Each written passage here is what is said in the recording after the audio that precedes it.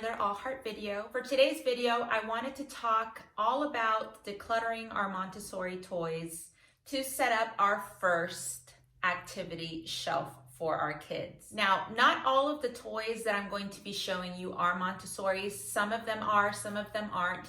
And further on in this video, I will be classifying what constitutes a Montessori toy, because there is a difference. If you go to Montessori classrooms, you're going to see that a lot of the toys are very, very different than something that you would find in the home. So we are going to go into a little bit of more detail throughout this video. So with that said, let's go ahead and get started on decluttering these toys. So the first thing that you want to do is set all of the toys that you want to declutter into the center of your pile. Now, your pile may be bigger than mine or it may be smaller. It doesn't really matter. The next thing that you want to do is we're going to set up categories. So one of the categories will be things that you are going to throw in the trash. The other three categories are going to be things that we are going to donate, things that we are going to store for rotation. So any toys that perhaps your child isn't using anymore, or that perhaps they've mastered and they move on to other things, or toys that they've outgrown. Those are all things that you want to store for rotation, either for your next child or just for a later time. And then the last thing are toys that we want to keep on rotation so that we can place them on our shelves for later. So the next thing that you want to do is take a look at the toys. Anything that has broken or missing pieces, we want to automatically get rid of.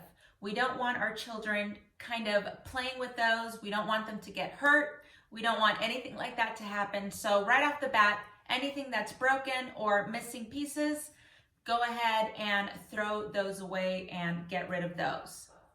The very next step is, once you've laid out all your toys, I want you to observe your child to see what toys they're attracted to, what toys are kind of picking up their interest, and that's going to make it a lot easier for you to kind of pick and choose what toys you want to either keep or donate or store for later.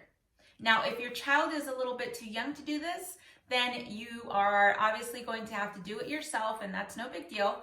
I had my children kind of look through this pile yesterday. So I know which toys I'm already going to keep and which ones I'm not. So let's go ahead and go through that process. So the first thing that I'm going to show you is this puzzle that we have here. Now, my children used to love to play with this. Now, the only thing that we didn't like about it is that it was a bit difficult to fit in all of the pieces. And that's why a lot of these pieces have started to come apart. So it was just not very hands-on, and it was not made of durable materials. The surrounding time circle here is made out of cardboard, so anytime that my children would try to pick apart the pieces, it was coming apart. So this is something that we're just going to go ahead and throw in the trash. The next thing that I have are these threading beads, and I'll go ahead and show you a close-up of these. So these I do want to keep, and I managed to find all of the little pieces.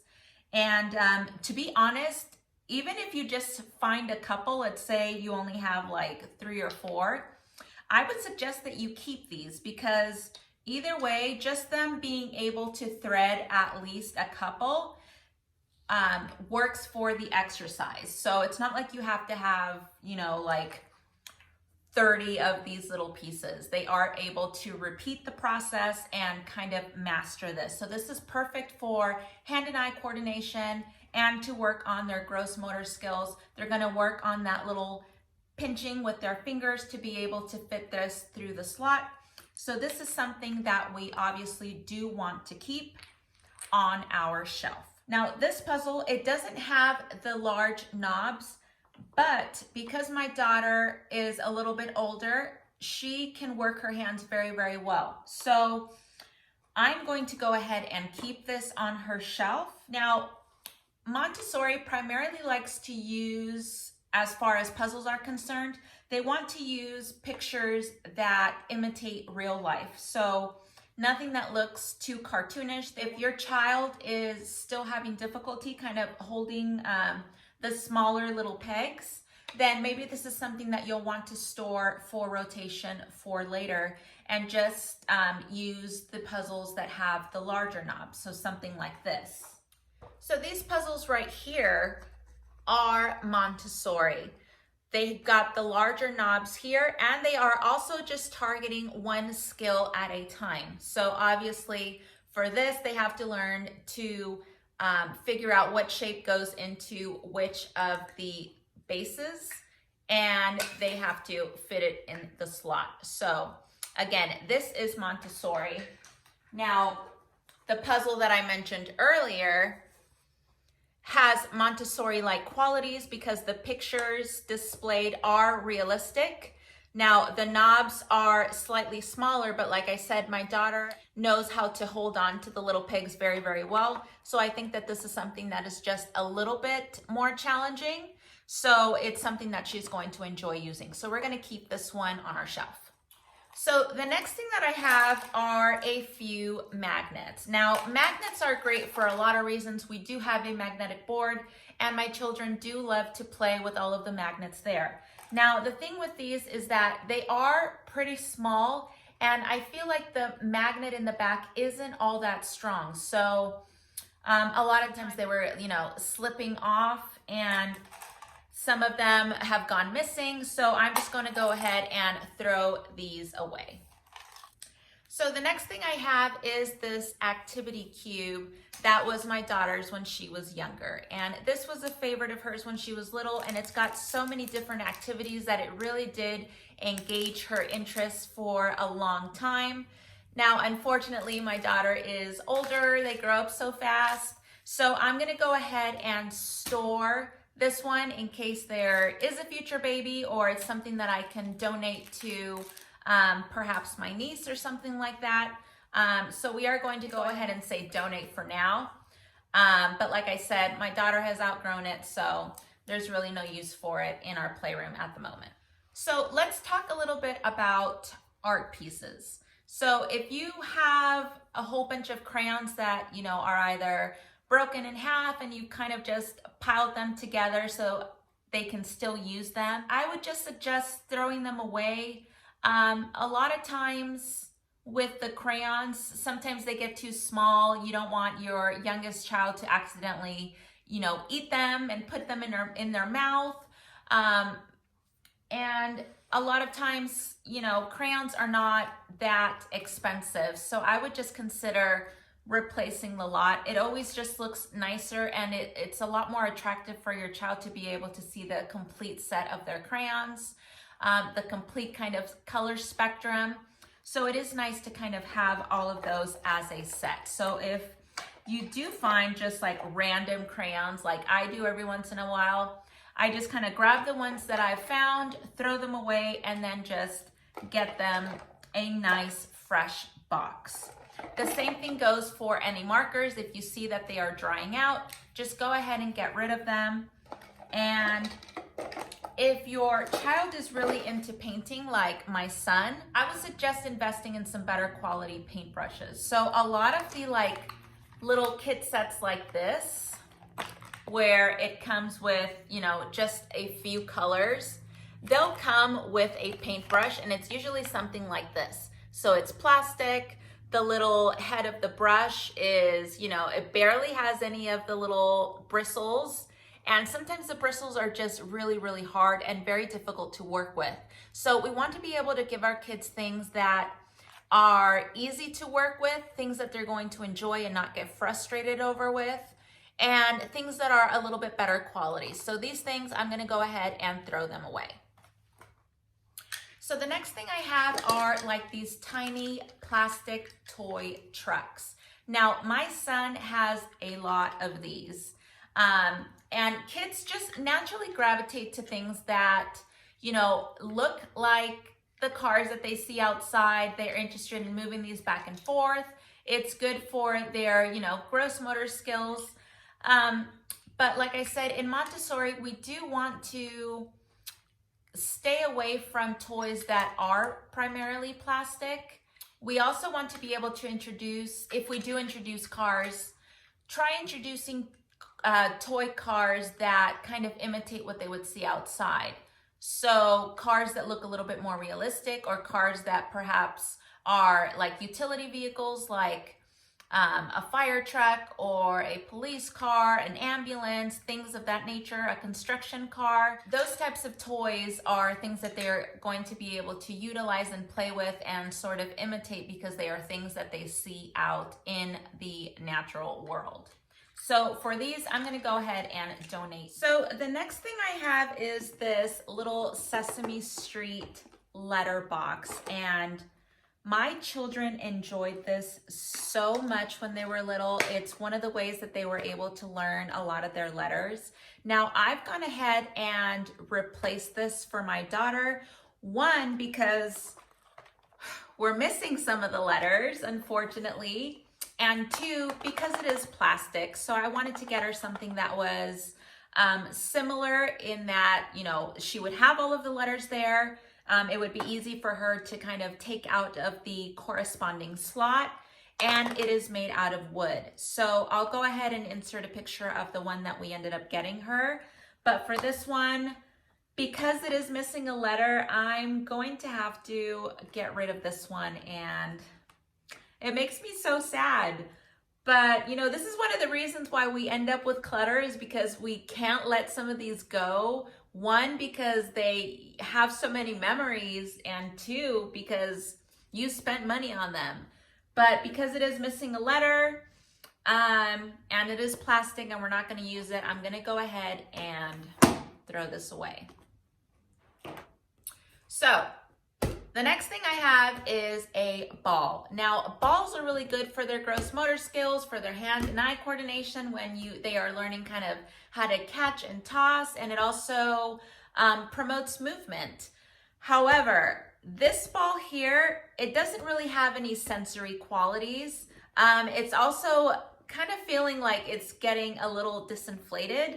So I'm just gonna go ahead and toss it. So I've shown you other balls on my channel that we do love to keep, and something like this, it's got plenty of texture. It's just the same size as this one, but like I said, because of the texture, it really kind of adds not only to their gross motor skills, hand-eye coordination, promoting movement, but it also adds that sensory quality as well. So this is something that I would definitely keep, along with something like this. But for something like this that is already kind of feeling a little flat, it doesn't have any of that sensory quality, I'm just gonna go ahead and get rid of this one. Let's talk about play food. Now, my children love their little play kitchen, and we have some play food in our playroom, and we have play food in my children's bedroom. However, some of these plastic ones have made their way into our collection because they were gifted to us in a Christmas present, and I know that sometimes it is difficult to have your family on board as far as, you know, giving your children the types of toys that you are more interested in. So sometimes you do end up with toys that, you know, perhaps you wouldn't necessarily purchase yourself.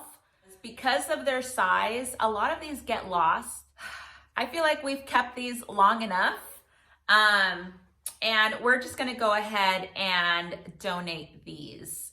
So I've got a little bit of a pile here. I'm gonna go ahead and put these in the donate pile. They are plastic, they're very, very small, and I feel like they don't add that beautiful like sensory element that you get from a lot of the wooden play food toys, and they're not durable because they are plastic. So we're going to go ahead and donate these. Same goes with some of these. Now these are felt, and they came in a set, and it was a beautiful set of felt cupcakes. However, once we got a puppy, they thought they were chew toys. So some of the sets have gone missing. So like this would be connected to the top of this one to kind of forge that little cupcake. So like I said, puppy has chewed a lot of these. A lot of them have gone missing. So these are going to be trash. Plastic toys that are battery operated. Now, if you're going to be strict with Montessori and if you just want to incorporate primarily Montessori toys, then you want to stay away from plastic toys, especially toys that you have to put a battery in. Now, my son loved watching the Octonauts, and it was a show that we like to watch because it is an educational show, and they were actually learning a lot about the ocean sea life. So there was nothing wrong with, him watching that show. And so he received this toy as a gift. Now, let me tell you about why I am going to keep this toy. Not necessarily for our toy rotation. I'm not going to be placing this on his shelf, but this is something that we can use to kind of house some of his little Octonaut characters. So it is a good open-ended toy, and it's something that he can imitate and play with and use his imagination. And those are toys that I do like to keep around for my children. So even though this is plastic and battery operated, one, I don't put the batteries in, okay? So if you are wanting to keep some plastic toys and you want your child to engage with it and use their imagination and kind of promote more growth, don't put the batteries in. Let them kind of imagine what the sounds for all of these little things would be. And like I said, I am gonna keep this one, but not in their toy rotation here. I'm gonna keep this in a separate pile so that he can play with it. A lot of times we keep some of these toys near his bathtub because, again, since they are Octonauts, they like playing in the water. So that's why I'm going to keep this one. So the next thing I have are some of these little puzzles with the different shapes. These are really, really great tools, not only for color recognition, shape recognition, but it's going to be really good for that hand and eye coordination, and also for that rotation on the wrist when they are trying to fit the slot, because it's not just one to be able to put the shape here. They actually have to rotate it in order to make sure that the pieces fit how they're supposed to fit, just like the picture. So this is something that's perfect for my toddler. So I'm gonna go ahead and keep this on the shelf. And the last thing I have are some coloring books. So I've gone through some of these coloring books. This is just like a blank notebook, but the majority of the pictures have been colored in. So I'm gonna go ahead and toss it. Now, Montessori, they don't like to utilize coloring books because then it kind of forces the child to have to color within the lines. And they don't really use their imagination because they're not really constructing any pictures out of whatever is coming to mind. This is more structured in the way that the picture is already there, and then they're kind of forced to, again, color between the lines. So you're not gonna see coloring books in a traditional Montessori classroom. So because this is a Montessori home, I do include coloring books because, one, my children enjoy them, and two, I feel like it's just a nice art activity for them to do. And sometimes I can find corresponding coloring books on a subject that we are currently working on, so it kind of adds a second incentive for them to work on them. Now, these in particular, a lot of the pages have already been used. I don't see us using these for a future educational purpose. And some of the pages on here are ripped, so these are going in the trash. And that's it, you guys. So that's how you kind of want to go about decluttering a lot of your toys. So place everything in the center, have your different categories of your toys that you're going to keep on your shelf, toys that you want to store for rotation, toys that you want to donate, and toys that you want to get rid of and just throw them in the trash so you don't have to think about them again. If you guys have any questions regarding any of the toys that perhaps you have at home that you don't know if you should get rid of or not, or if they're Montessori or not, please leave them in the comments below. Please make sure to like, subscribe, and ring that notification bell so that you're notified of when I post a future video.